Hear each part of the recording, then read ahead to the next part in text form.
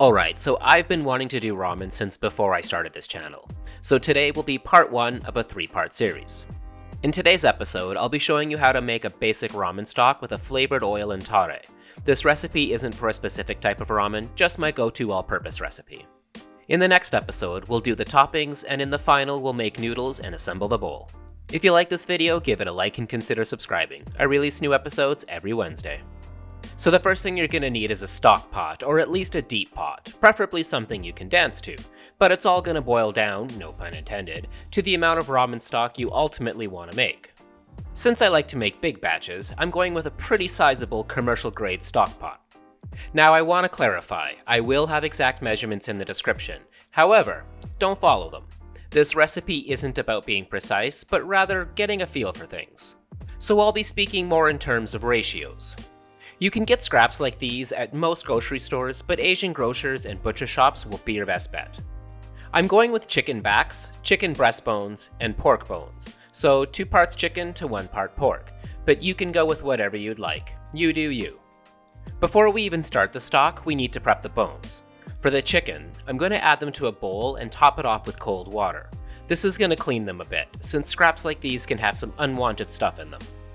But it's also going to pull out some of the blood and impurities that would otherwise affect the final color and flavor. For the pork bones, I'm going to add them to the stock pot with just enough cold water to cover them. Pork scraps will have a lot of blood, fat, and impurities in them, so we want to eliminate as much of that as possible before making the stock. Place the pork bones over high heat and bring to a boil. You'll notice right away how discolored and unpleasant the water already looks. Allow it to boil for 10 minutes. This isn't going to take away any flavor from the pork, so don't worry. We just want all of this nasty scum removed. Gross. Place a colander in the sink, then strain the bones and give them a quick rinse in some cold water.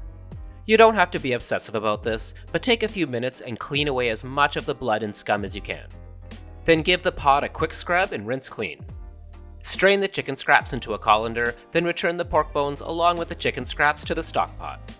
Completely fill the pot with cold water. You want to use cold water when making a stock because there are certain proteins and particulates in bones that only break down and dissolve in cold water. So you'll end up with a much more flavorful stock. Return the pot to the stove on medium-high heat. Now this is where you can go one of 2 ways. If you want a good stock and you want it now, bring the water to a boil and leave on a high simmer. You'll reduce the cooking time considerably to just a few hours and you'll end up with a darker and creamier stock. But if you want the best possible stock, bring the water to almost a simmer, then reduce the heat to just slightly higher than low. Using a fine mesh sieve or spoon, scoop up all of the scum that's collected at the top. You don't have to get every conceivable particle, just do your best to get most of it. The next thing we'll be adding to the stock is kombu, which is a type of dried sea kelp.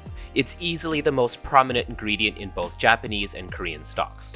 We'll also be adding some dried shiitake mushrooms, because not only are they delicious and wonderful, but they're also weapons-grade umami bombs. The final thing we'll be adding at this stage is some smoky bacon. I generally use smoked ham hocks instead of bacon because they're cheaper for the amount you'll be using, but bacon is just as good. When the stock is reduced by about a quarter, we can add the kombu, shiitakes, and bacon. At this point, the stock has been simmering on low for about 4 hours. While we wait on the stock, we can start the flavored oil, or in this case, chicken fat. These packs of chicken skins can be found at Asian grocers and butcher shops, but if you're unable to get your hands on some, you can just use a neutral oil instead. I highly recommend using a heavy bottom pot for this to reduce the chances of burning. Add the chicken skins to the pot and top with just barely enough cold water to cover them. Place the pot on the stove and bring to a boil over high heat. You want to keep it boiling until the water is almost all evaporated and the chicken fat has mostly rendered out. You'll be able to tell because it'll start to look like the skins are deep frying. At this point, add a large bunch of green onions and stir to make sure they get mostly submerged in the fat. Then reduce the heat to low until everything starts to brown and caramelize, stirring often. The third thing we'll be making is tare, or sauce. Now there are a million different ways to make tare, this is just my favorite for ramen.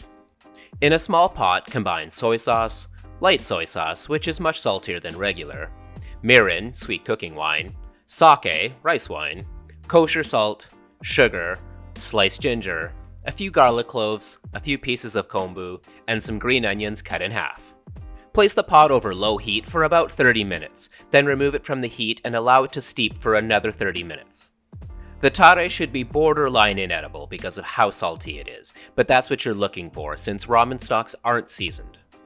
We'll only be adding a little bit to each bowl, just enough to season the broth.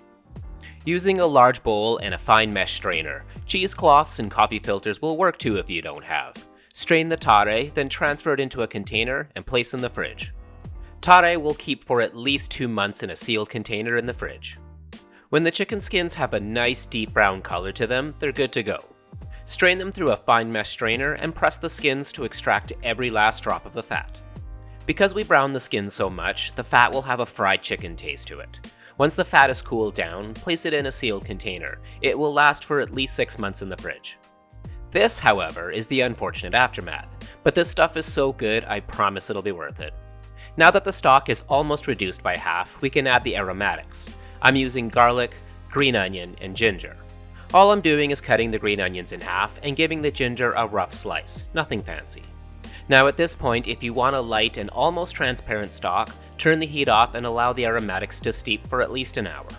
Otherwise, continue to simmer on low until it's fully reduced by half, then allow it to cool in the fridge overnight. Or, if you're Canadian, in a snowbank, which is literally what I did.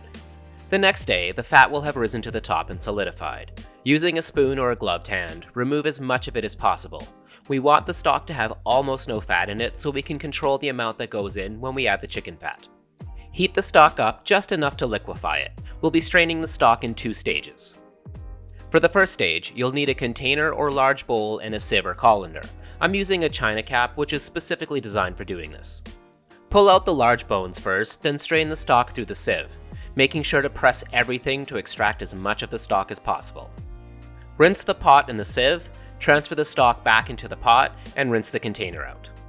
For the second stage, we're going to use a fine mesh strainer to remove the small particles so that we have a nice clean stock. Again, you can use cheesecloth or coffee filters for this too. Now that the stock is completely done, you can make yourself the biggest bowl of ramen ever made, or portion it out and freeze it. These are just takeout soup bowls you can buy at most bulk or wholesale stores. This is a 6-ounce ladle, and I'll usually do 2 scoops per portion, about 350 milliliters. Then grab your fanciest bowl, spoon a teaspoon worth of the chicken fat, followed by 2 tablespoons of the tare. You can experiment with the ratios to determine your perfect bowl.